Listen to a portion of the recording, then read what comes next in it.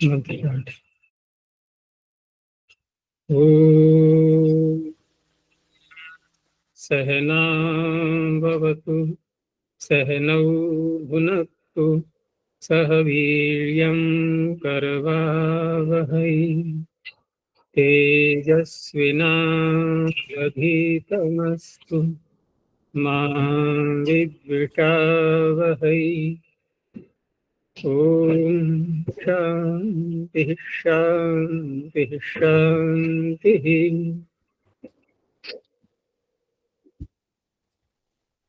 काशिका की 9वीं कक्षा प्रथम अध्याय के प्रथम पाद में 36 सूत्रों तक का हो गया। पूछना है कुछ?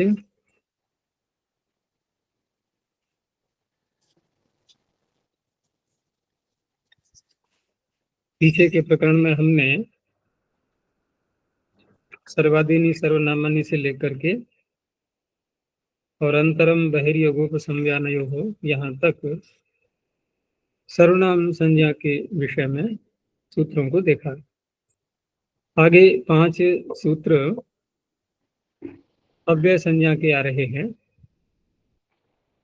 इसमें सबसे प्रधान सूत्र है स्वरादि निपातम अव्ययम। इसमें 2 शब्द हैं, एक तो स्वरादि और दूसरा निपात।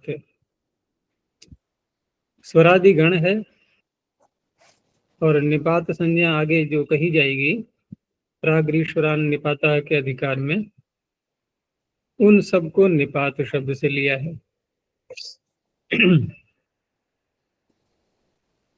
तो स्वरादि गण भी ये काफी बड़ा है इसमें, और इस गण में कुछ शब्द ऐसे भी हैं जो कि अगले सूत्रों में आने वाले हैं, जैसे कि तदितश्चा सर्व व्यक्ति कृण्मजन्तः क्वातोसम कसनः अव्ययी भावश्च। ये जो सारे 4 सूत्र और आएंगे, इनका भी समावेश इसके अंतर्गत आ चुका है। तो प्रश्न उठेगा फिर ये सूत्र आगे क्यों कहे जा रहे हैं? तो उनका यहाँ कथन और फिर आगे भी कथन करना, ये उनके अनित्यत्व को बताने के लिए है। इस पर चर्चा आगे करेंगे। अभी देखते हैं सूत्र के अर्थ को। तो स्वरादीनि शब्द रूपाणी निपाताश्च अव्यय संज्ञानी भवन्ति। प्रथम शब्द इनका है स्वर। तो गिनती जो की जा रही है वो स्वर से प्रारंभ है। स्वर अंतर प्रातर एते अनुदात्तः पठ्यन्ते। साथ में ये भी बता दिया गया है इसमें कि कौन से उदात्त हैं और कौन से, उनमें स्वरों का विधान किस किस प्रकार से है। तो ये 3 हो गए अंतोदात्त। पुनर्शब्द ये आद्युदात्त है। आगे सनुतर उच्चैस नीचैस शनैस ऋधक आरात ऋते युगपत पृथक एतेपि सनुत्तर प्रभृतयो अंतोदात्तः पठ्यन्ते। ये अंतोदात्त हो गए क्योंकि इनमें एक से अधिक स्वर है, तो ये अंतोदात्त के रूप में है। और यस श्वस दिवा रात्रौ, अब रात्रौ लग रहा है कि ये तो रात्रि का सप्तमी का एक वचन है। ऐसे शब्दों को बोलते हैं विभक्ति प्रतिरूपक निपात। वह विभक्ति सुख के रूप में भी हो सकती है और तिंग के रूप में भी हो सकती है। सायं चिरम मनाक ईशत जोशम तूष्णीम बहिस आविस अवस अधस, ये आगे बनाए जाएंगे ना 5वें अध्याय में। ऐसे ही समया निकषा स्वयं मृषा और नक्तम। नए शब्द को ले लिया है, नए समास जो हम करते हैं। तो नए शब्द कहाँ से आया? तो यही स्वरादि गण में पढ़ा हुआ है। हेतौ, हेतौ ये भी विभक्ति प्रतिरूपक निपात हुआ। अद्धा इद्धा सामी एतेपि यस प्रभृतयो अंतुदात्तः पठ्यन्ते। तो स्वर सभी का बता दिया इन्होंने। एक शब्द है इसमें स्वरादिगण में वत। तो वत यहाँ क्योंकि प्रत्यय मात्र है, ये अकेले प्रत्यय के अव्ययत्व को कहना कोई प्रयोजन वाला नहीं है, तो इसलिए उसका अर्थ करेंगे वदंतम अव्यय संज्ञम भवति। तो वत प्रत्यांत लिए जाएंगे, ब्राह्मणवत, क्षत्रियवत, ये जो शब्द बनते हैं। यद्यपि ये विषय आगे आया है ना, तैतष्टा सर्व व्यक्ति, वहां भी आएगा ये, इसलिए इनका यहाँ ग्रहण किया गया है। और वहां अनित्यत्व के लिए बताने के लिए है। सन, सनात, सनत, ये तीन एक जैसे लग रहे हैं, सन शब्द सब में आ रहा है। और तिरस, एते आदात्तः पठ्यन्ते, अंतरा अयम अंतोदात्तः। अंतरेण, ये विभक्ति प्रतिरूपक निपात है।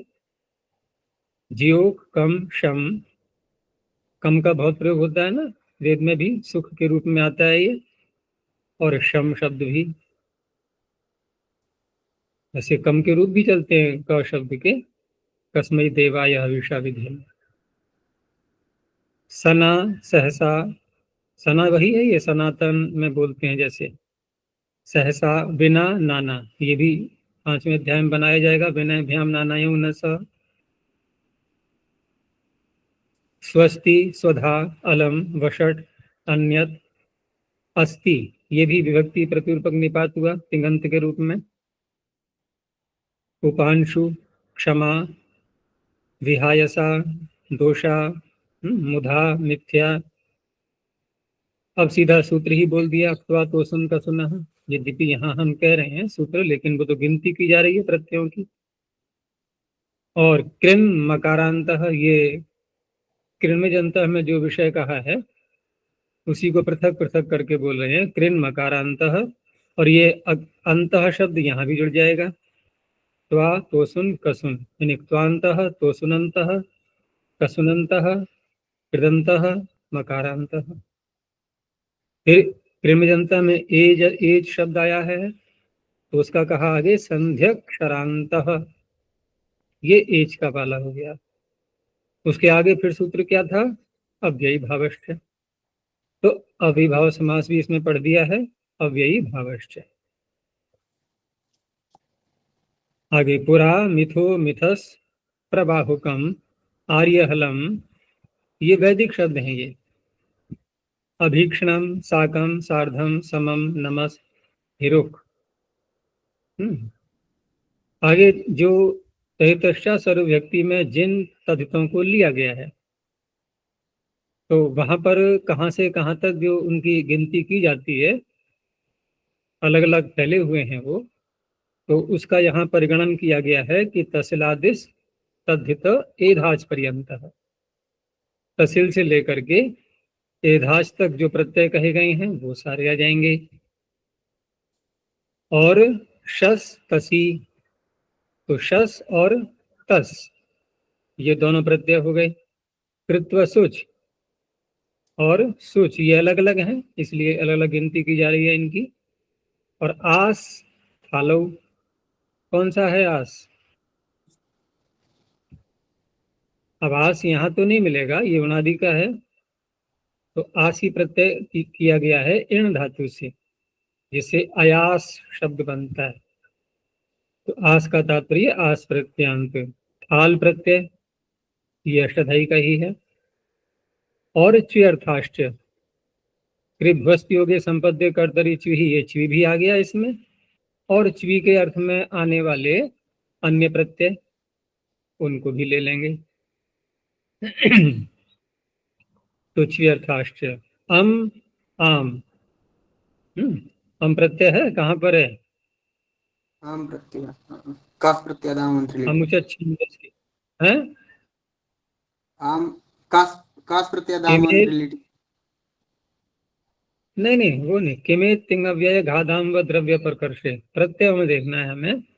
किमेत तिंग अव्यय घाधाम व द्रव्य प्रकर्षे, इसमें आमु आ गया, आम, और उसी के आगे है अमुचत छंदसि, अम, अमु का अम। प्रतान, प्रशान, अब इनके रूप भी चलते हैं और स्वरादिगण में भी इनको स्वीकार किया गया है। प्रशांत बनाते ना मोनो धातु क्षम धातु से और तम धातु से प्रतान, तो ये स्वरादिगण लिया है, ठीक है ना। और निपात तो आगे कह ही जाएंगे, तो कह रहे हैं कि निपाता वक्ष्यन्ते प्राग्रीश्वरान निपाता इति, अर्थात इसके अधिकार में। इसके अधिकार में सूत्र आएगा चादयो सत्वे, जो कि सबसे बड़ा गण कहलाता है, चादी गण अष्टाध्यायी का। तो च वह एवं इत्यादि। तो इस तरह से ये मुख्य सूत्र हो गया अव्यय संज्ञा का। अव्यय प्रदेश अव्ययादाप्सुकः इत्येवमादयः, ठीक है। यहाँ से ये भिन्न भिन्न स्थलों पर अव्यय शब्द का जो प्रयोग किया जाएगा उसमें एक मुख्य सूत्र दे दिया है, जो कि अव्यय संज्ञा होने का मुख्य कार्य हम यही तो मानते हैं कि सो पाएंगे आएंगे उसका उनका लुक हो जाएगा बस। दूसरा, इसमें अव्यय संज्ञा बड़ी है, और बड़ी संज्ञाएं प्रायः अनवर्थ होती हैं। कुछ संज्ञाएं बड़ी ऐसी भी हैं जो पूर्व आचार्यों की पाणिनि ने ज्यों की त्यों ले ली हैं, तो उनकी अनवर्थता हम यहाँ नहीं घटाते।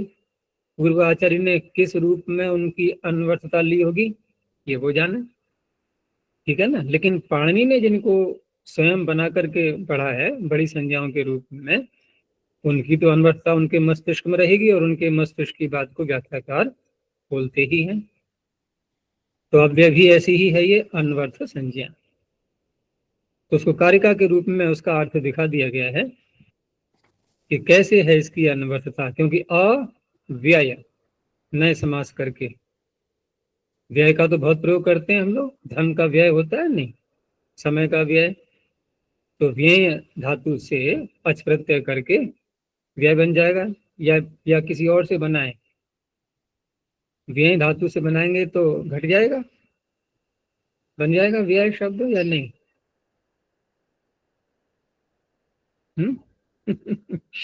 मैंने बोल दिया और स्वीकार कर लिया। जब व्यय से बनाएंगे अच प्रत्यय करेंगे तो उपदेशावस्था में ये यंत्र नहीं है, ये आकार नहीं हो जाएगा। कैसे करेंगे अयादेश है? व्यय धातु ही है ना, व्यय का तो व्यय धातु, व्यय व्यय। ठीक है, हम व्यय धातु भी ले सकते हैं, लेकिन मैंने पूछा था प्रश्न तो उस पर हो कि व्यय से बन जाएगा, नहीं बनेगा ना। और फिर अर्थ भी कहाँ घटेगा उसका, उस संवरण है वो तो या तो व्यय धातु, ठीक है ना। लेकिन जो विपत्ति व्याख्याकारों ने की है वो व्यय धातु से नहीं की है, एण गतौ धातु से, और वी उपसर्ग लगा करके, ठीक है ना। तो व्येति, वी एति व्येति, जो चला जाता है, ठीक है ना। और न व्येति तो अव्यय, जो नहीं जाता। अब नहीं जाता का तात्पर्य जिसमें से कुछ निकलता ही नहीं। फिर दूसरा अर्थापत्ति से आ जाएगा, अगर नहीं निकलता है तो इसका अर्थ कुछ आता भी नहीं होगा, क्योंकि अगर आएगा और जाएगा नहीं है तो संभव नहीं है, फिर तो बहुत बड़ा हो जाएगा ना वो। क्या तो रहा है लगातार, जाता है नहीं। मुक्ति में जीवात्मा जाते जाएं और लौट के आए नहीं तो क्या होगा? भीड़ भड़का हो जाएगा ना जीवात्माओं का।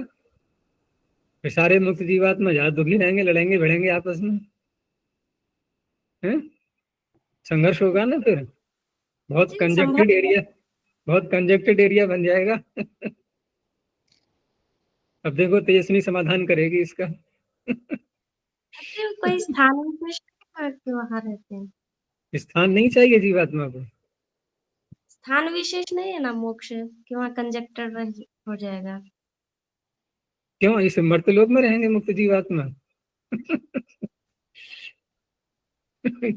या मोक्ष धाम में रहेंगे? चलो वो विषय अलग हो गया।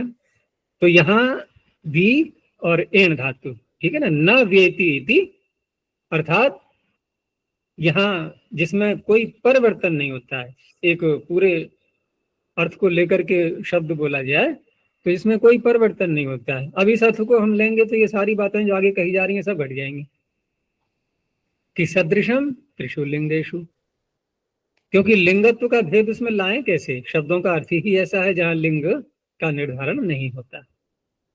तो सदृशम त्रिषु लिंगेषु, तीनों लिंगों में जो समान रहता है, ठीक है ना। सर्वासु च विभक्तिषु, विभक्तियों भी सारी जो भी लाएंगे हम, तो किसी भी विभक्ति में कोई भी परिवर्तन उसमें संभव नहीं है, क्योंकि विभक्ति रहती ही नहीं, विभक्ति का लोप हो जाता है। अब जब विभक्ति नहीं है तो फिर वचनेषु च सर्वेषु, वचन भी क्या बनेंगे, उसमें कोई वचन नहीं, न कोई वचन है न कोई विभक्ति है, सभी में समानता रहती है। तो सर्वेषु यन न व्येति तदव्ययम्, तो स्वयं देखो कारिका में व्येति, वी एति, इन धातु से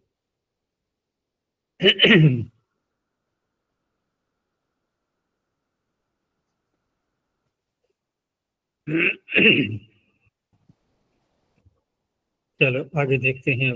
अब इसी का विस्तार कह सकते हैं इसको, क्योंकि सारी बातें जो आगे कही जाएंगी वो सब इसके अंतर्गत आ चुकी हैं, स्वरादिगण के अंतर्गत। आगे तैतश्चा सर्वविभक्ति ही, असर्वविभक्ति विशेषण है तद्धित का, अव्यय संज्ञा कर रहे हैं तद्धित की, लेकिन प्रत्यय में यहाँ तदंत विधि तो करनी पड़ेगी ना। पढ़ते हम ये हैं कि संज्ञा विधि में तदंत विधि नहीं होती और सब उसके विपरीत हमें दिखाई देता चला जा रहा है अब तक। तो फिर नहीं होती ये बात घटेगी कहाँ पे? कोई बात नहीं, उसका भी उत्तर आएगा, वो भी सूत्र आएगा, मन को शांति मिलेगी। तरप तमपु घ आएगा नहीं, वहां घटा लेना। तरबंत, तरबंत और तमबंत की घ संज्ञा होती है या तरप तमप की होती है केवल? तरप तमप की। तो ठीक है ना, वहां घट जाएगा। अब थोड़ी राहत मिली कि कहीं तो लगे परिभाषा। लेकिन जहां संभव नहीं है वहां कैसे? हम अव्यय संज्ञा कर रहे हैं, क्या प्रत्यय की अव्यय संज्ञा करके कोई लाभ मिलेगा हमें? क्या प्रत्यय से कोई स्वाद्युत्पत्ति होती है जो वहां हटाएंगे हम अव्ययादास से? इसलिए अर्थ में ही देखो जोड़ दिया, तद्धितान्तः, जोड़ दिया ना अंत। तद्धितान्तः शब्दो असर्व विभक्ति ही अव्यय संज्ञो भवति। अब असर्व विभक्ति शब्द इसमें मुख्य है, जिसको समझना है। क्या अर्थ है बताना जरा, कोई कौन बताएगा? असर्व विभक्ति का क्या अर्थ करें? जैसा भी अब तक समझा है,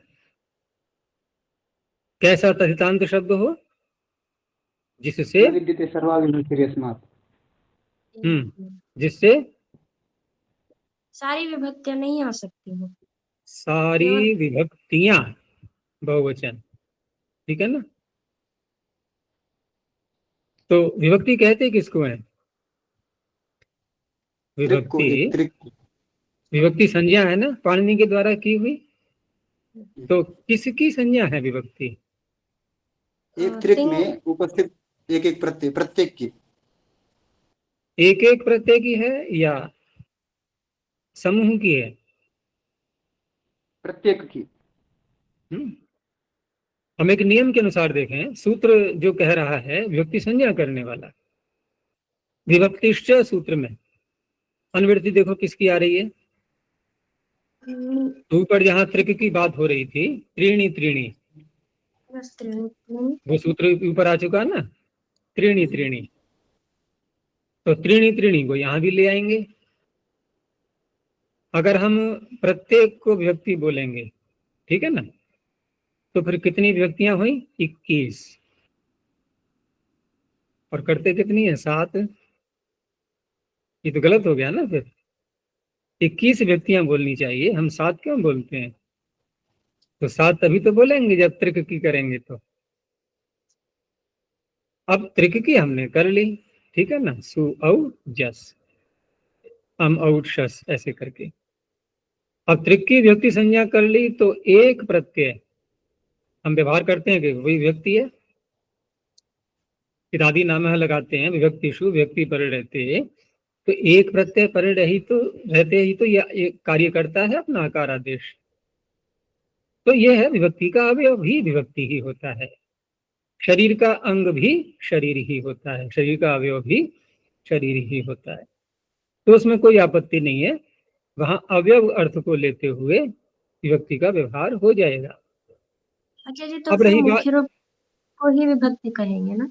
है, मुख्य रूप से इस विभक्ति संज्ञा तृक की ही होगी, जहाँ आवश्यक है वहां अवयव का ले लेंगे विभक्ति नाम। कृत की नहीं, त्रिक की, त्रिक की ही होगी, त्रिक की ही होगी, आवश्यकता पड़ने पर की बात नहीं है, त्रिक की ही है, लेकिन अवयव भी विभक्ति ही कहलाएगा, ये तो अपने आप ही हो जाएगा, उसके लिए अलग से कोई प्रयास करने की आवश्यकता नहीं है, सूत्र के द्वारा कहा जाए विभक्ति का अवयव विभक्ति। व्यवहार में हम देखते ही हैं, हमने कोई बड़ा सा वस्त्र लिया और अब दर्जी उसको काट काट करके कुछ बना रहा है, तो पहले उसने उसके टुकड़े किए ना पूरे वस्त्र के, उनको बाद में सिलेगा, तो पूरा जो लाए थे हम वो क्या है, वस्त्र। अब उसके जो टुकड़े कर दिए हैं उसने, वो क्या है, वो वस्त्र नहीं है क्या? उसमें से एक टुकड़े को हम वस्त्र बोल सकते हैं या नहीं? कहीं कहीं बाधा आती है व्यवहार में? ऐसे कहीं भी नहीं।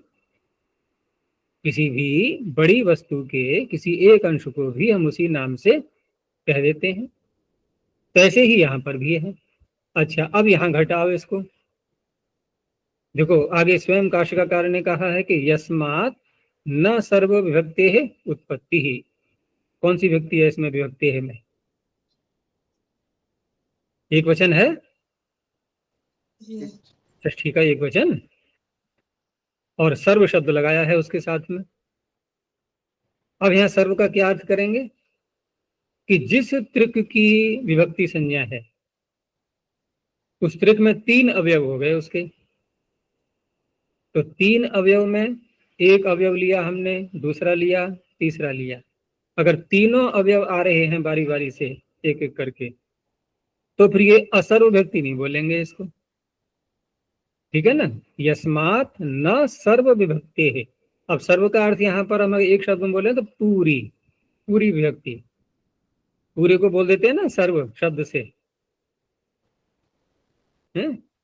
इस विद्यालय के सब छात्र अथवा इस विद्यालय के पूरे छात्र, हो गया ना, सब और पूरे समानार्थक हो गए।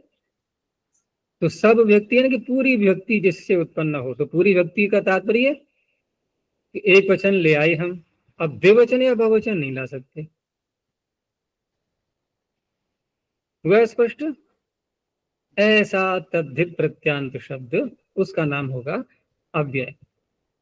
अब यहां विचार करें कि हम द्विवचन या बहुवचन क्यों नहीं ला सकते, एक ही वचन क्यों आएगा? तो कोई उत्तर दे कि इसलिए नहीं ला सकते कि अव्यय में द्वित्व या बहुत्व के कहने की क्षमता नहीं है। तो प्रश्न उठेगा, जब द्वित्व बहुत्व की क्षमता नहीं है तो एकत्व की भी कहां से आ गई? एकत्व की भी नहीं होनी चाहिए, क्योंकि द्वे के और द्विवचन एक वचने एक वचन भी ला रहे हैं हम, तो किस आधार पर ला रहे हैं? क्या एकत्व है उसके अंदर?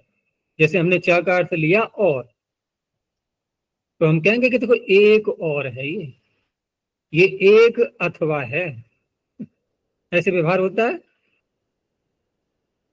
एक का भी तो व्यवहार नहीं घटेगा ना, और एक का व्यवहार नहीं घटेगा तो एकत्व तो नहीं है, एकत्व तो नहीं है तो एक वचन भी नहीं आना चाहिए। लेकिन महाभाष्य के अनुसार एक वाक्य ऐसा आएगा कि एक वचन, वैसे मैंने बताया भी है पीछे कि जहां कोई भी व्यक्ति नहीं, कोई भी वचन नहीं, वहां पर प्रथमा व्यक्ति का एक वचन। तिङंतों में जहां कोई भी लकार नहीं, कोई भी पुरुष नहीं, कोई भी वचन नहीं, वहां लट लकार प्रथम पुरुष एक वचन। तो एक वचन के लिए वाक्य आएगा कि एक वचनम उत्सर्गतः करिष्यते। एक वचन तो उत्सर्ग के रूप में, उत्सर्ग का तात्पर्य है कि जो कि एक स्वभाव से आ ही जाता है। एक वचनम उत्सर्गतः करिष्यते, वो एकत्व अर्थ में आएगा ऐसा नहीं, वो तो लाना ही है। क्यों? क्योंकि अपदम न प्रयुंजीत, पद बनाना पड़ेगा। अब पद कैसे बनाया जाए बिना सुप लाए, बिना तिंग लाए? तो उस अवस्था में एक वचन तो आ ही जाएगा। अब बात हुई कि एक वचन भी कौन सा आएगा, कौन सी व्यक्ति का आएगा, ये भी तो प्रश्न उठेगा। एक वचन तो 7 है, कौन सा आएगा? तो देखो यहाँ भी वही बात है कि अन्य सारी विभक्तियां पाणिनि ने द्वितीया से लेकर के सप्तमी तक अलग अलग कारकों में, अर्थों में की हुई है। क्या प्रथमा विभक्ति भी किसी कारक में की है? प्रातिपदिकार्थ। सीधे प्रातिपदिकार्थ मात्र में ही प्रथमा विभक्ति हो जाती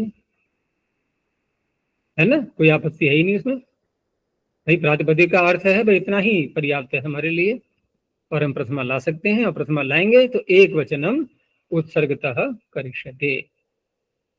हो गया स्पष्ट? ये है। अब उदाहरण हम देख लो, किसी में घटा लो। जैसे ततः बनाया हमने, पंचमी का ngसी प्रत्यय लाए थे। अब ये ngसी को मत देखना कि ngसी लाए, भ्याम नहीं ला सकते, भ्यस नहीं ला सकते, ये मत, यहां मत लग जाना कहीं। ये नहीं, ये तो हमने व्युत्पत्ति करने के लिए ngसी लाए, चाहे भ्याम लाए, चाहे भ्यस लाए, कोई भी ला सकते हैं। क्या हम तेभ्यः स्थानेभ्यः कह करके भ्यस नहीं ला सकते? तब भी तो तसिल ही होगा, तब भी तसिल ही होगा। तो यहां नहीं देखना है हमें सर्वा विभक्ति, कहाँ देखना है फिर? कि जब पूरा शब्द बना लिया, प्रातिपदिक संज्ञा हो गई, कृत तद्धित समासाश्च, अब स्वादुत्पत्ति जब होगी अंत में, तो वहां पर केवल अब कौन सा प्रत्यय आएगा?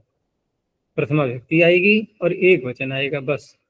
अब वहां पर द्विवचन बहुवचन नहीं आ सकते। हो गया, यह है तात्पर्य। तो सभी में ऐसे ही घटेगा। तो अंतिम निष्कर्ष क्या निकला कि प्रातिपदिकार्थ मात्र में प्रथमा होती है, और उत्सर्ग से ही, स्वभाव से ही एक वचन का प्रत्यय आता है। उसमें एकत्व अर्थ में हुआ है ऐसा नहीं कहना होता है। अब दे रहे हैं प्रत्युदाहरण इसका। तद्धित इति किम। अब देखो उदाहरण में क्या हो रहा है। जो हम अर्थ कर रहे थे अभी असर्व व्यक्ति का, वो देखो यहाँ घट रहा है कि नहीं? जैसे एक द्वौ बहवः, ये क्यों दिए इन्होंने उदाहरण? तो एक शब्द के रूप हम प्रथमा में लाए तो एक वचन, द्वितीया में लाए तो एक वचन। क्या कोई द्विवचन बहुवचन लाएंगे हम एक शब्द से? ला सकता है? संख्यावाची जो एक शब्द है, नहीं ला सकते ना। तो जो भी विभक्ति आ रही है उसका एक ही भाग तो आ रहा है, एक अंश। सर्वा विभक्ति नहीं आ पा रही है ना कोई सी भी। लेकिन तद्धित इति किम, असर्व विभक्ति तो है ये।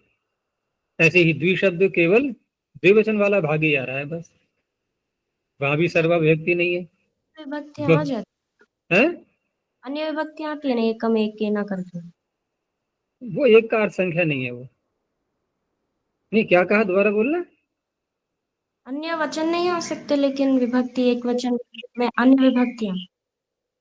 अन्य व्यक्ति, व्यक्ति कोई सी भी ले लो, लेकिन उसका एक सर्वा नहीं आएगी, वो पूरी नहीं आएगी। जो त्रिक है ना पूरा, वो नहीं आएगा। प्रथमा लाए तो प्रथमा रूपी त्रिक में से एक भाग आया, द्वितीय रूपी त्रिक में से भी एक भाग आया, सब में से एक एक भाग ही तो आ रहा है। उसका अवयव मात्र। संपूर्ण व्यक्ति, पूरी व्यक्ति कहाँ आ पा रही है? देख लो। द्विशब्द में केवल द्विवचन के प्रत्यय आ रहे हैं, बहुशब्द में केवल बहुवचन के प्रत्यय आ रहे हैं। अब क्या ऐसे बोलेंगे बहु बहु बहवह?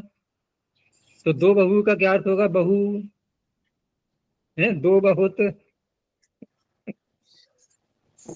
कोई हिंदी भाषी हुआ कह देगा दो बहू का अर्थ है कि दो पत्नियां, दो बहू हैं, ठीक है ना। वो वधु शब्द है। अच्छा जी, लेकिन तथा यथा में तो असर्व विभक्ति घट रही है, वैसा ही एक में नहीं घट रही है ना। हम्म। तथा यथा में जो असर्व विभक्ति घट रही है कि केवल सु ही आ पाएगा, वो भी एकत्व अर्थ में नहीं, बस नहीं, उत्सर्ग। केवल सु आ पाएगा, ये तो अवयवों की बात हो रही थी कि जब कोई अन्य कारकत्व नहीं बन पाएगा किसी शब्द में, तो वहां प्रथमा तो आनी ही है। इनमें तो कारकत्व बनेगा ना, इनमें तो कारकत्व बनेगा, भिन्न भिन्न व्यक्तियां आएंगी, लेकिन प्रत्येक त्रिक में से पूर्ण त्रिक नहीं आएगा। तो सर्वभक्ति की उत्पत्ति यहां पर नहीं हो रही है, लेकिन ये तद्धितांत नहीं है, इसलिए इस सूत्र ने इसकी अव्यय संज्ञा नहीं की। एक एक बात घट गई इसमें, कौन सी? असर्व विभक्ति ही, ये तो घट गया। वो भी पूरा पूरा नहीं घटाना चाहिए। कैसे नहीं घटा? कारकत्व होगा ना एक में। तो कारकत्व का कहाँ निषेध कर रहा है ये तो ये कह रहा है आप जो भी त्रिक लाएंगे उसको पूरा तीनों वचन लेकर के आइए। तीनों वचन आएंगे तो असर व्यक्ति नहीं बोलेंगे उसको। अगर एक वचन आएगा या केवल दो आ जाए तो दो, केवल दो तो कहीं आते ही नहीं है कि केवल एक वचन बहुवचन आ जाए, या केवल एक वचन द्विवचन आ जाए, या केवल द्विवचन बहुवचन आ जाए। ऐसा होता है किसी शब्द में? एक ही वचन आ सकता है, वो चाहे प्रथम वचन हो, चाहे द्विवचन हो, चाहे बहुवचन हो, ये तो आ सकते हैं। तो ऐसे जहां भी उदाहरण आएंगे वो असर्व विभक्ति वाले ही होंगे। अब अगला असर्व विभक्ति रीति किम, तो औपगवाह, औपगवौ, औपगवाह, ये पूरा त्रिक आ गया। तो ये असर्व विभक्ति है क्या? नहीं है। तो प्रत्युदाहरण कैसे बनाइए? कैसे बना है? नहीं, औपगवाह, औपगवौ, औपगवाह, ये असर्व विभक्ति है या नहीं है? नहीं है, लेकिन तदितांत तो है, तो यहाँ पर भी अव्यय संज्ञा नहीं होगी। अब दोनों उदाहरण देख करके स्पष्ट हो गया ना असर्व विभक्ति शब्द।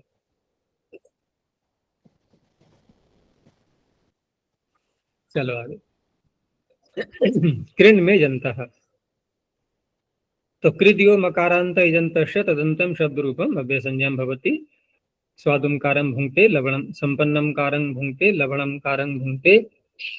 और एजंत का हो गया वक्तेरायः, तावामेषे रथानाम, कृत्वे दक्षाय जीवसे, ज्योक्च सूर्यम दृशे। थोड़ी सिद्धि दिखा दी है कि वक्षे इति वचे है, तुमर्थे से नीति, से प्रत्यय कुत्वे शत्वे च कृते रूपम।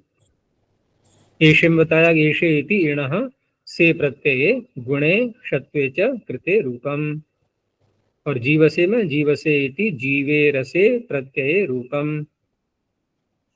और दृश धातु से दृशे इति दृशे है केन प्रत्ययो निपात्यते। कौन सा सूत्र है निपातन का? दृशे दिखिए च। अब इसमें अंत ग्रहण किया। क्यों क्यों किया? ये कहीं करते हो आप, कहीं नहीं करते हो। पिछले सूत्र में तो नहीं किया था और यहाँ कर रहे हो, ठीक है ना? ये सारी अव्यवस्थाएं क्यों हो रही हैं? तो अव्यवस्था नहीं है, व्यवस्था है। ये विशेष अर्थ निकलते हैं ऐसी स्थिति में। तो यहाँ अंत ग्रहण करके एक नया और अर्थ निकल आया, एक विशेषता आ गई कि जहां पर एजंत शब्द औपदेशिक अवस्था में है उसको लेना है। अगर हम कहीं रूप चला रहे हैं और वहां पर एजंत बन गया है वो, उसको नहीं लेना है। तो अंत ग्रहणम औपदेशिक प्रतिपत्त्यर्थम, औपदेशिक लेना है, लाक्षणिक नहीं लेना है। जैसे आधि शब्द बनाया, आंग उपसर्ग पूर्वक धा धातु से उपसर्गे घोकी से की प्रत्यय करेंगे, तो घेरंगति से गुण होने के बाद और अयादेश करके आधई, चतुर्थी का एक वचन, तो आधई में हो गया एजंत। लेकिन मूल शब्द क्या था उपदेशावस्था में? आधि। तो आधि कृदंत है, ठीक है ना? कृदंत है लेकिन एजंत नहीं है। और आधये कृदंत तो है, कृदंत तो है, कृदंत का ही रूप चला रहे हैं हम, लेकिन उपदेशावस्था में एजंत नहीं है। ऐसे ही चिकीर्षु कृदंत है ये, लेकिन उकारांत है ये, और रूप चलाएंगे तो चिकीर्षवे, यहां पर एजंत हो गया है। ऐसे ही कुंभकारेभ्यः, तो कुंभकारेभ्यः में क्या है?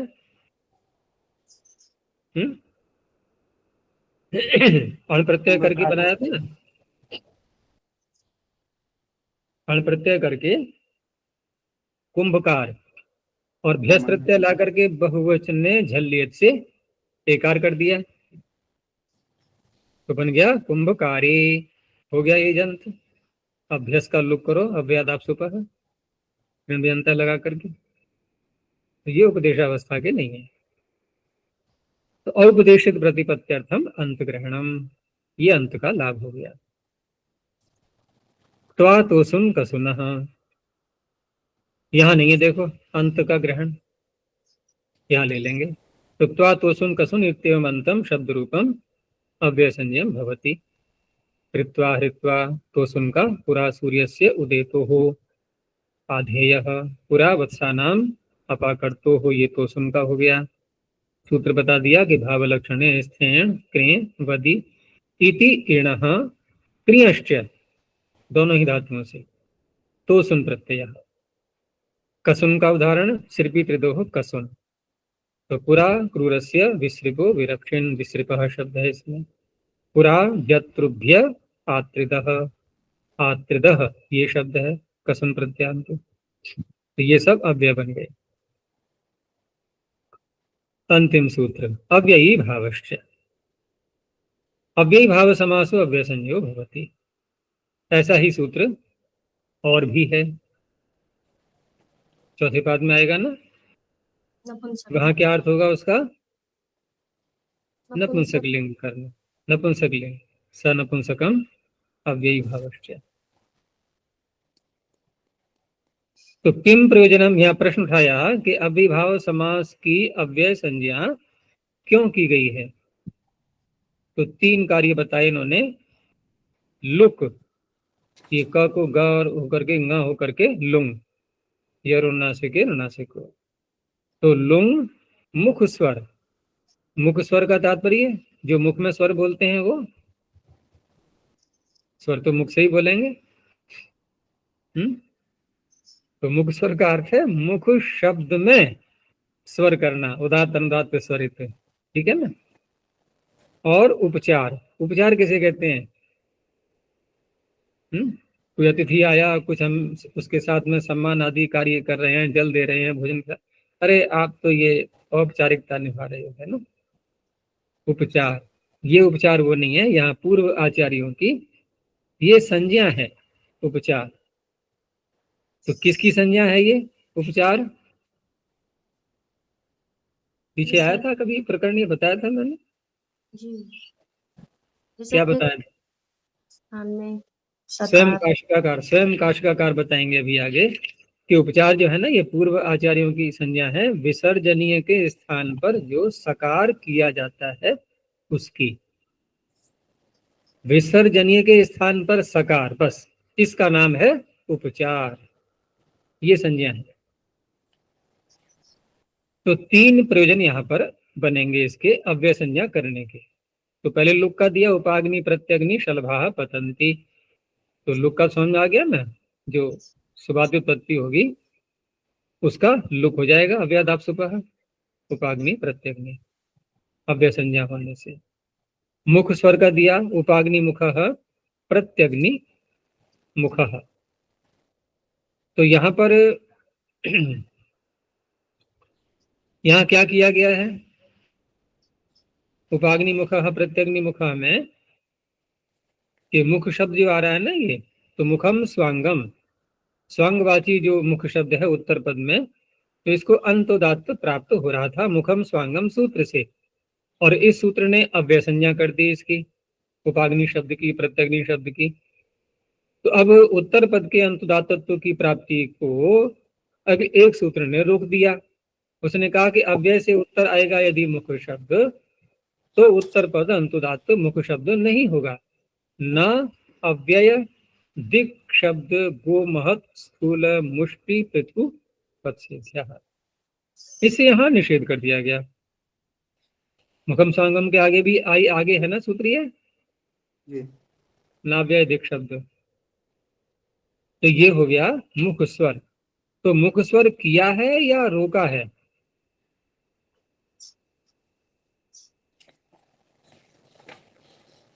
प्रश्न ये प्रयोजन क्या बताया था इन्होंने कि लुक करने के लिए, मुख स्वर करने के लिए और उपचार करने के लिए अव्यय भाव की अव्यय संज्ञा की गई है। तो अव्यय संज्ञा करके हमने लुक करके देख लिया, अव्यय संज्ञा की तो लुक हो गया, या रुक गया, हो गया। और मुख स्वर हो गया कैसे बोलना, ये तो रुक गया उल्टा। और तो मुख स्वर प्रयोजन है या मुख स्वर का रोकना प्रयोजन है?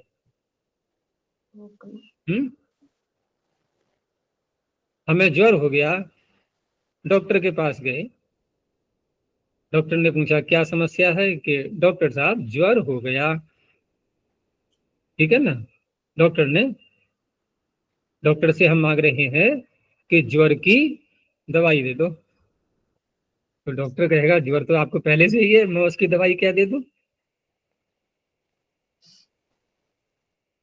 समझ में आ गया? तो ज्वर रोकने की दवाई मांग रहा था वो, ठीक है ना। और डॉक्टर भी समझ गया उसकी बात के लिए कि ये मैं आपको ज्वर की दवाई दे रहा हूं।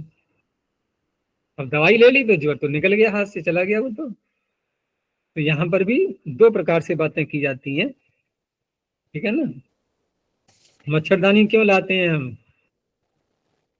मच्छरों के लिए। मच्छरदानी मच्छरों के लिए होती है ना, या मच्छरों को रोकने के लिए होती है? अरे जैसे चूहेदानी में चूहा रखते हैं नहीं, अंदर चूहा फंसाते हैं नहीं चूहेदानी में, तो मच्छरदानी में मच्छर फंसने चाहिए अंदर, व्यक्ति बाहर सोएगा, ठीक है ना, मच्छर उसमें जाते जाएंगे।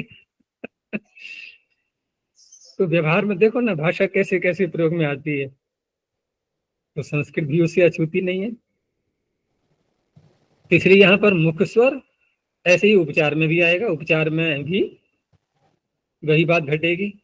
तो मुख स्वर और उपचार ये तो रोकने की दृष्टि से कहा गया है, और लुक ये करने की दृष्टि से।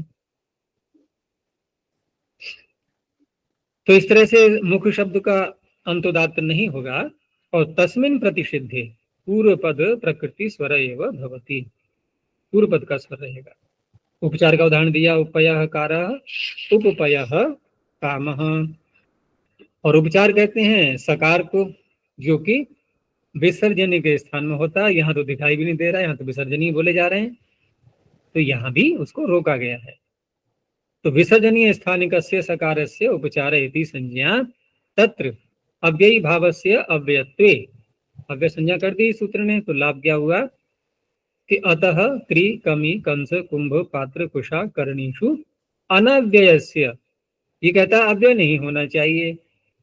तब अकारांत शब्द से उत्तर विसर्जनी के स्थान में सकार होगा, लेकिन ये तो अव्यय हो गया, ठीक है ना। उपपयः, उपपयस शब्द ये अव्यय हो गया, तो अव्यय होने से यहाँ पर उपचार नहीं हुआ, अर्थात पर्युदास इति पर्युदासः सिद्धो भवति, निषेध हो गया। अंत में कहा कि सर्वम इदम कांडम, ये जो कांड का तात्पर्य यहाँ पर ये जो समूह है सूत्रों का, 4 सूत्रों का, तष्टासर व्यक्ति से लेकर के और यहाँ तक, ये सारा जो कांड है स्वरादौ अपि पठ्यते, पीछे कहा था ना मैंने, वहां भी इन्होंने पढ़ दिया है पूरा। तो फिर क्यों कहा गया ये अलग सूत्रों में? तो कहा पुनर्वचनम अनित्यत्व ज्ञापनार्थम, पुनर्वचन जो किया है ये अनित्यत्व बताने के लिए है, अर्थात ये जो 4 सूत्रों के द्वारा अव्यय संज्ञा की जा रही है ये कहीं कहीं नहीं भी होती है, तो उसमें फिर निषेध करने के लिए, रोकने के लिए कुछ वार्तिक बनाए गए हैं, तो उनकी आवश्यकता फिर नहीं पड़ेगी, उससे ये लाभ होगा, ठीक है ना। तो तेन अयम कार्य नियमः सिद्धो भवति, तो इस तरह से जो कार्य नियम है इसका कि कहाँ कहाँ अव्यय संज्ञा होनी चाहिए, कहाँ नहीं होनी चाहिए, ये सिद्ध हो जाता है। जैसे उदाहरण दिया इह च पुरा सूर्यस्य उदेतो राधेयः।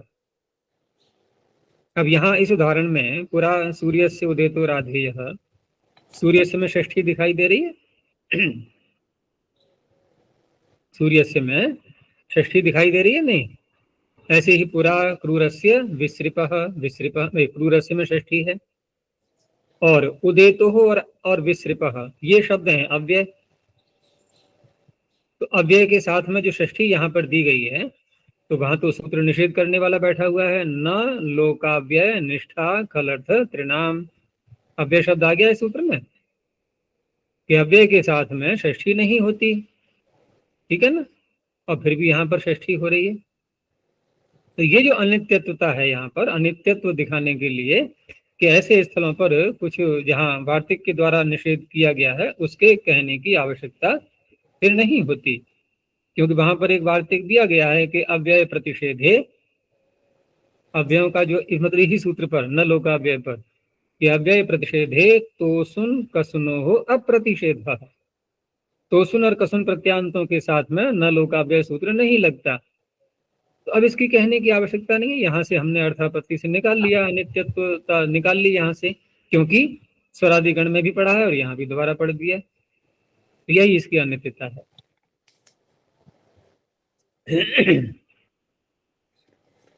ये हो गए 5 सूत्र अव्यय संज्ञा के। आगे 2 सूत्रों में सर्वनाम स्थान संज्ञा। शी सर्वनाम स्थानम।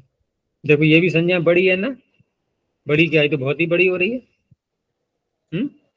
सर्वनाम स्थान, तो सर्वनाम तो हमने पीछे देखा था, वो भी यौगिक था एक प्रकार से, जो सभी के नाम बन जाए, सर्वेषाम नामानि सर्वनामानि।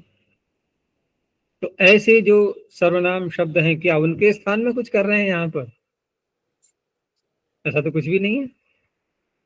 कि सर्वनाम स्थान का अर्थ हो गया सर्वनाम के स्थान में, या सर्वनाम है स्थान जिनका, ऐसा भी कुछ नहीं है। और यहाँ पर किसी ने व्याख्या भी नहीं की है कि इतनी बड़ी संज्ञा है, ये अनवर्थ किस तरह से घटेगी ये। तो ये हम कह सकते हैं कि पूर्व किसी आचार्य की हुई है, वही पाणिनि ने भी उसको स्वीकार कर लिया है। और घटाना चाहे तो कैसे घटाएंगे, क्योंकि जो संज्ञा के रूप में शब्द आ रहा है सर्वनाम स्थान, और कर किसकी रहे हैं, शी की, अथवा 5 प्रत्यय जो हैं सु औजस और अमौज, तो कुछ घटेगा इसमें? कुछ भी नहीं घट पा रहा है शब्द का अर्थ, तो पूर्वाचार्यों की है। तो शी इत्येतत् सर्वनाम स्थान संज्ञम भवति। प्रश्न किया कि शी क्या है, किमिदं शी इति। आपने शी बोल दिया, स्पष्टता है ही नहीं इसमें कुछ भी। तो कहा जशसोः शी आदेश, जस और शस के स्थान पर होने वाला जो शी है वो ये आदेश किया गया है, क्योंकि दीर्घ शी भी तो आता है, जस के स्थान पर शी करते हैं, जस हर्षी सर्वनाम स्थान, वो सर्वनाम शब्दों के आगे जस लाते हैं जब, तो जस हर्षी लगाते हैं, तो वहां भी कोई कह सकता है कि वही शी है यहाँ पर, और पाणिनि ने यहाँ सूत्र में नपुंसकलिंग में रखा है, तो नपुंसकलिंग में शब्दों को ह्रस्व हो ही जाता है, उसी शी को ह्रस्व हो गया है, और शी यानी कि प्रथमा का एक वचन, ऐसे मान लेंगे, कर सकते हैं ना।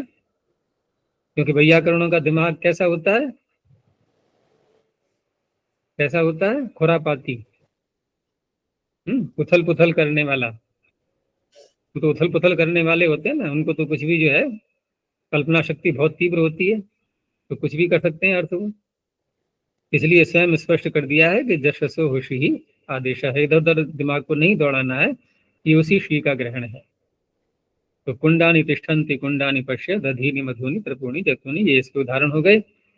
सर्वनाम स्थान प्रदेशः सर्वनाम स्थाने चासं बुद्धौ इत्येवम् आदयः, यहाँ पड़ेगी आवश्यकता। अगला सूत्र लिया सुट नपुंसकस्य।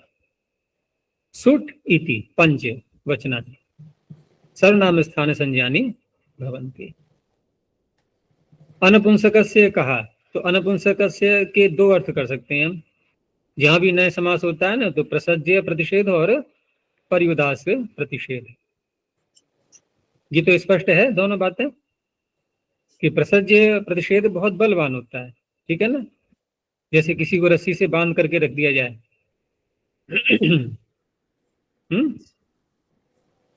रस्सी से बांध के रख दिया जाए, कहीं नहीं जाएगा ये।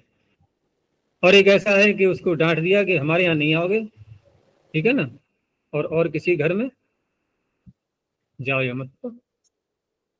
और जब बांध ही दिया तो कहीं नहीं जा सकता फिर तो, ठीक है ना। तो प्रसज्य और पर्युदास, प्रसज्य माने सामने ला करके पकड़ करके बिल्कुल उसको जकड़ लिया, कि अब इसमें कोई अन्य सूत्र भी कार्य नहीं कर सकता, ऐसा होता है प्रसज्य प्रतिषेध है। और पर्युदास में यह है कि जिस सूत्र में नए समास का शब्द आ रहा है वह सूत्र उस विषय में कार्य नहीं करेगा, उसके प्रति उदास रहेगा। अन्य यदि कोई सूत्र, उसकी शर्तें यदि पूरी हो जाती हैं और कोई अन्य सूत्र वहां पर वैसा ही कार्य करता है, वो कर सकता है, कार्य वैसा ही माना जाएगा, तभी तो ये निषेध की बात हो रही है। अब ये सूत्र कर रहा है सर्वनाम स्थान संज्ञा, तो इसने कहा कि मैं नहीं करूंगा। नपुंसक का कोई शब्द आएगा और उसके आगे जब ये सु औ जस अम औ आएंगे तो मैं सर्वनाम स्थान संज्ञा नहीं करूंगा, लेकिन और कोई यदि करता है तो मैं रोकूंगा नहीं, मुझे कोई आपत्ति नहीं है। तो कौन सा प्रतिषेध माना जाएगा? ये परिविदास, ठीक है ना। इसीलिए अर्थ किया नपुंसकाद अन्यत्र, और नहीं तो क्या होगा? न नपुंसके, नपुंसक में नहीं हो सकती है, नपुंसकाद अन्यत्र। तो ये पुल्लिंग स्त्रीलिंग को ले लेगा, सीधी सी बात है। नपुंसक में कोई अन्य सूत्र लग रहा है तो लगने दो, इसे कोई आपत्ति नहीं। इसीलिए आगे और स्पष्ट किया कि नपुंसके न विधिर न प्रतिषेध। तेन जसह शेह, अब जस के स्थान पर शी करते हैं नपुंसक लिंग में, और जस आ गया इनमें सुट में, आ गया नहीं आ गया? तो वहां पर जस के स्थान पर जो शी हुआ है वहां ये नहीं रुकेगा कि अरे ये तो नपुंसक लिंग के शब्द के आगे आ रहा है सुट, यहां नहीं कर सकते, ये नहीं रोकेगा। तो जसह शेह सर्वनाम स्थान संज्ञा पूर्वेण, यानी पूर्व सूत्र से भवत्येव हो जाएगी। तो राजा राजानु राजानः राजानम राजानः, और पूर्व सूत्र सार्थक भी तभी बनेगा या नहीं? हम जस के स्थान पर किए हुए शी का नाम सर्वनाम स्थान रखें तो सूत्र सार्थक बनेगा या नहीं? नहीं बनेगा। क्यों? स्थानीयत्वात् सर्वनाम स्थान, ये सर्वनाम संज्ञा होगी उसकी भी। नहीं, बात ये नहीं हो रही है कि शी की सर्वनाम स्थान संज्ञा कर रहे हैं और ये सूत्र बन जाए प्रसज्य प्रतिषेध, ये नपुंसक लिंग में नहीं होगी, तो जस को शी तो नपुंसक लिंग में ही होता है और वहां ये कर रहा है निषेध, तो पिछला सूत्र निरर्थक हो जाएगा क्या? शस में करेगा। हाँ, शस में सार्थक हो जाएगा, वो शस में सार्थक हो जाएगा। चलो और आगे बढ़ो। अब ये शी आदेश करने वाला सूत्र कौन सा है? जस होशी। तो वहां जस को जो शी कर रहे हैं वो सार्थक हो गया?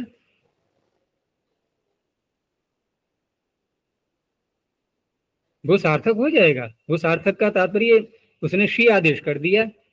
अब शी का नाम सर्वनाम स्थान है या नहीं है, इससे क्या करना भाई? शी का ई बचेगा, जो भी रूप बनेगा बनाते रहो।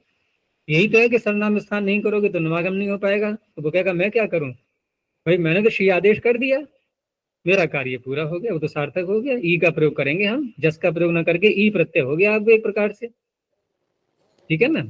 इसलिए यहाँ ये स्पष्ट करना पड़ा कि ये पर्युदास प्रतिषेध है, नहीं तो सीधा ये नहीं कहेंगे वचन सामर्थ्य हो जाएगा, वो तो ऐसा नहीं कहा ना, पर्युदास है ये। उदाहरण हो गए राजा राजानुवादी सुडिति किम, तो शस प्रत्यय का दे दिया उदाहरण, ये पश्य क्रिया लगा करके स्पष्ट कर दिया राज्य हाँ पश्य, क्योंकि राज्य हाँ तो षष्ठी और पंचमी में भी बनेगा ना, इसलिए पश्य लगा करके बताया कि ये शस का रूप है। तो शस के स्थान पर नहीं हुआ क्योंकि वो सुट के अंतर्गत नहीं आ रहा है। तो शस प्रत्यय की सर्वनाम स्थान संज्ञा नहीं हुई।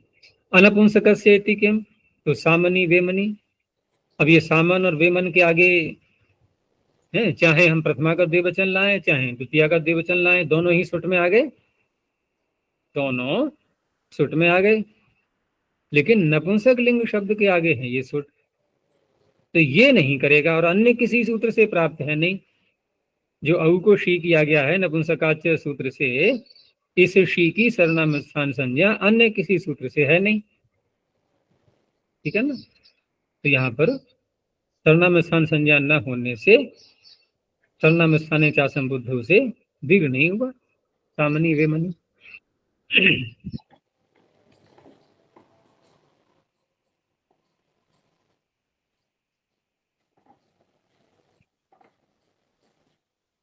चलो आगे देखते हैं। न वेति विभाषा। देखो ये भी सूत्र समझना आवश्यक होता है।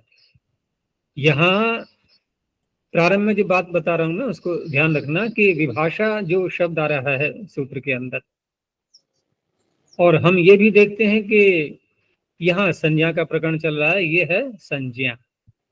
और संज्ञा तभी सार्थक होती है जब सूत्रों में कहीं उसका उच्चारण किया जाए, उसका नाम लिया जाए। तो अनेकों सूत्र ऐसे आएंगे जहां विभाषा विभाषा विभाषा ये शब्द कहा गया है। तो अब क्या करेंगे हम, हमारी बुद्धि क्या काम करेगी कि जहां जहां सूत्रों में विभाषा शब्द है वहां हम इस सूत्र से संज्ञा मानेंगे, और जिन सूत्रों में वाह, अन्यतरस्याम ऐसे करके आ रहा है, ऐसे भी तो आता है ना विकल्प करने के लिए, तो वहां इस सूत्र को नहीं घटाएंगे। यही तो बुद्धि काम करेगी।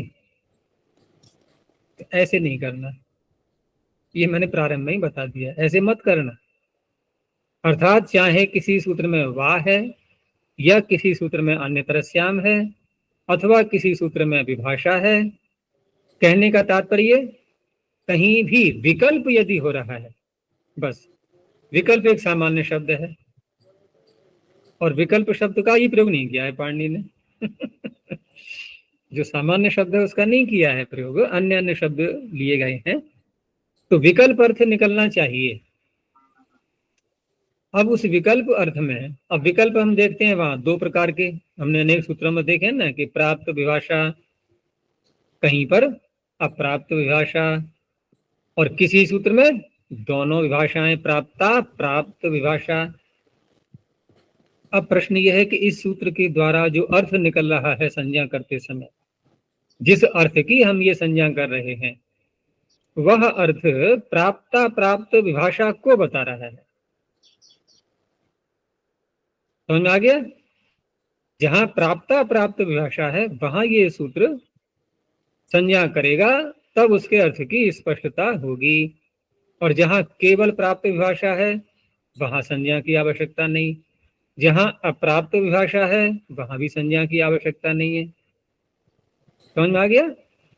तो विभाषा शब्द जो है ना एक सामान्य शब्द हो गया। अभी ये सामान्य शब्द, नहीं तो प्राप्ता प्राप्त विभाषा है और सूत्र में पढ़ा गया है मान लो वाह या अन्य तरस्याम, तो कोई प्रश्न करेगा कि आप ये बोल क्या रहे हो, आप बोलो प्राप्ता प्राप्त वाह या प्राप्ता प्राप्त अन्य तरस्याम।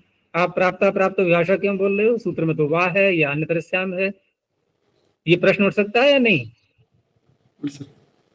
जैसे कहीं पर हम प्रत्यय का आदर्शन करने के लिए लुक शब्द बोलते हैं, कहीं लुप बोलते हैं, ऐसे बोलते हैं नहीं, अलग अलग श्लू बोलते हैं। लेकिन किसी कुछ ऐसे स्थल आए हैं सूत्रों में जहां मात्र लोप शब्द कह करके उन सबका ही ग्रहण कर लिया गया है। प्रत्यय लोपी प्रत्यय लक्षणम, ये स्वयं बता रहा है ये। अगर हम लोप से यहाँ पर लुक श्लू लुप तीनों को न लें और लोप को भी न लें, सबको चारों को न लें, तो नलंतांग से सूत्र सार्थक हो जाएगा।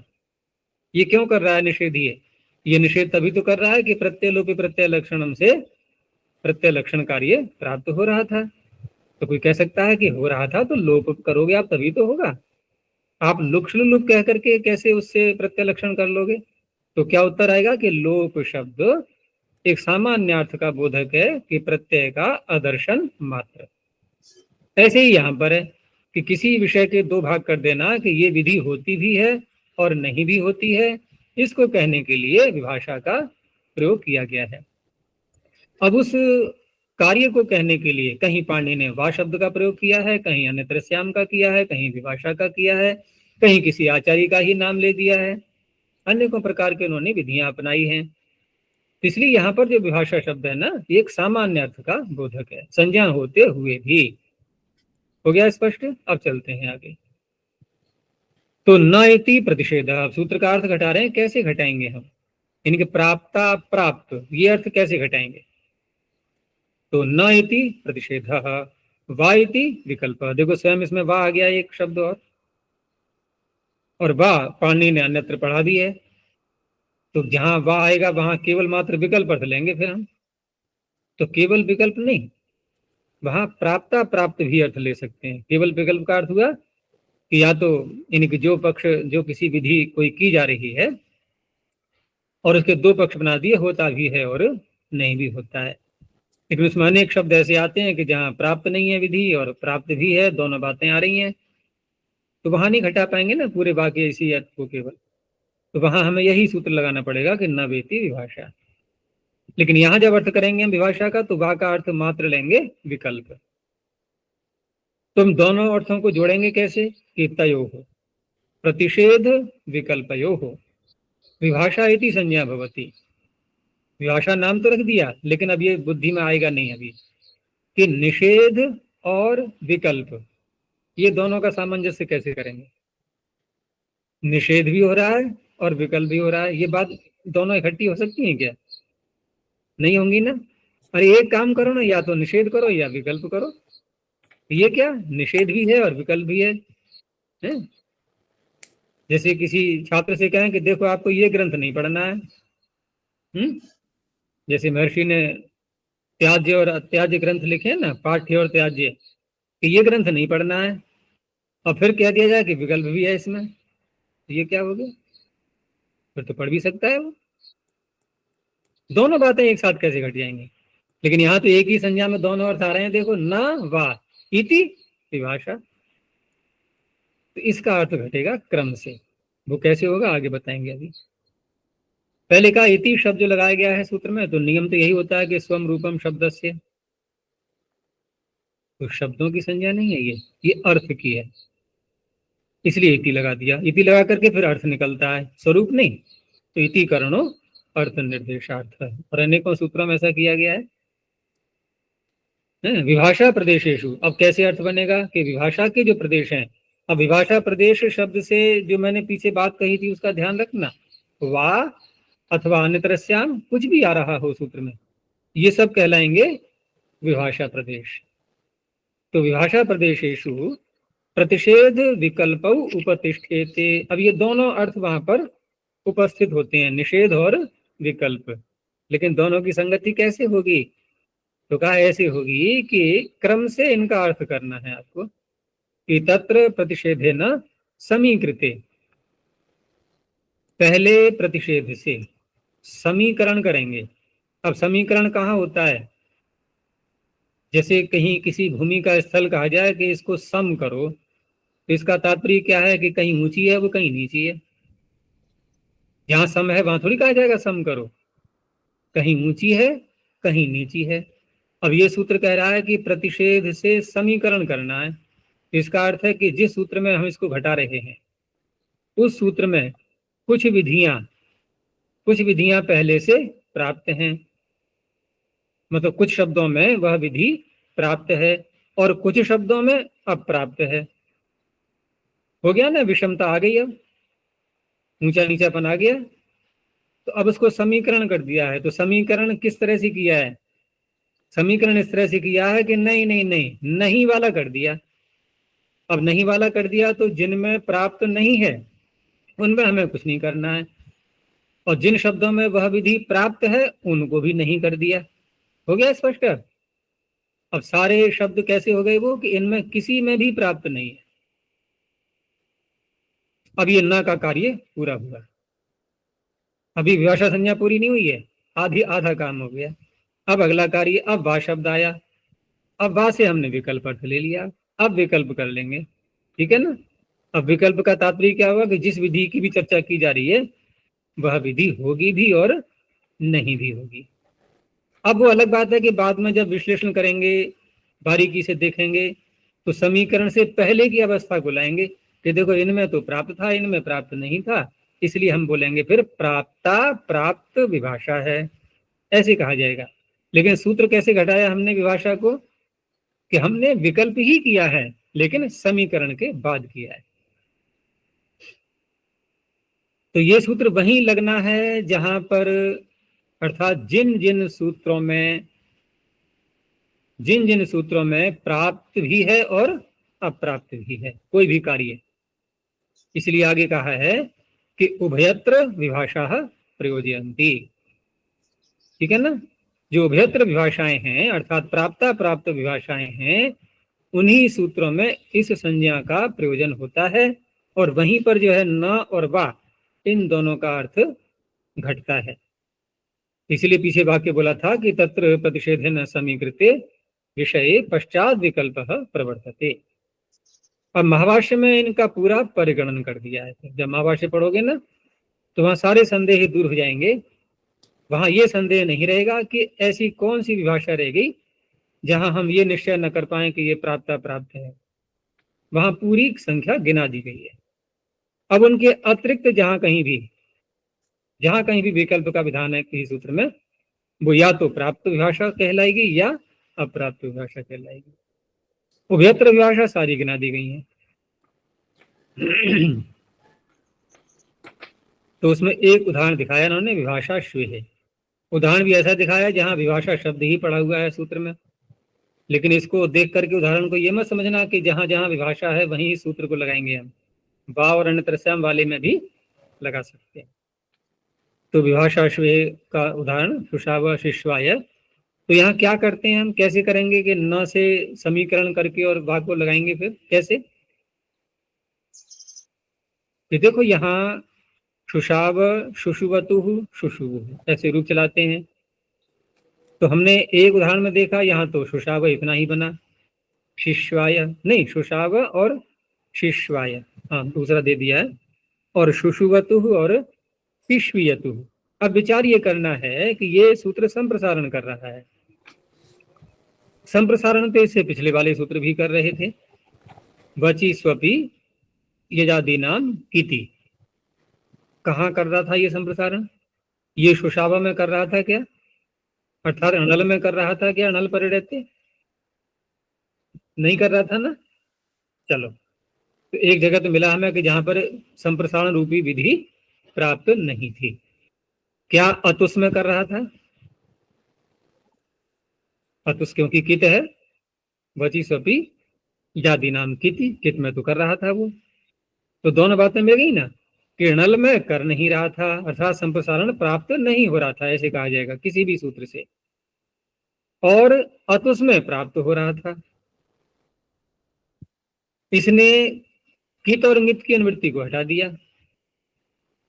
इसे कित इंगित से कुछ भी लेना देना नहीं। ये कौन से प्रत्ययों को ले रहा है? सूत्र निकालो, विभाषा श्वे है। हाँ? विभाषा श्वे।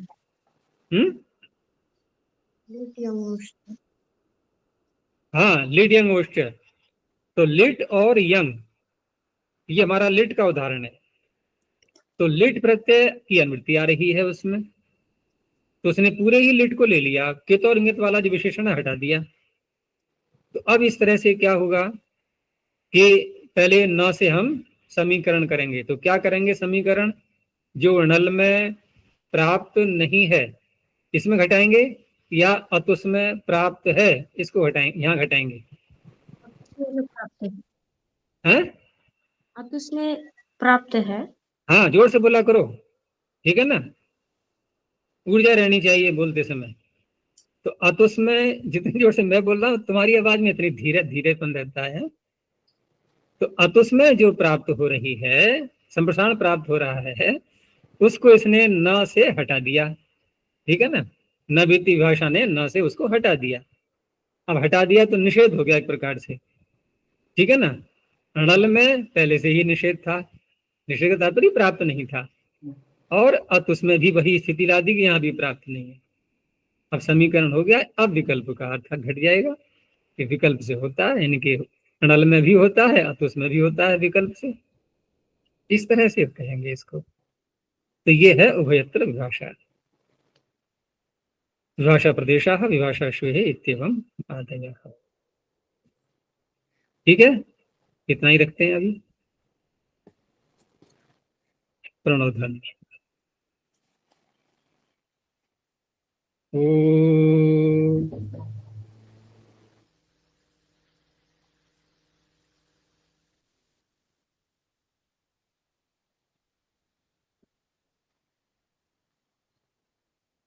ओम।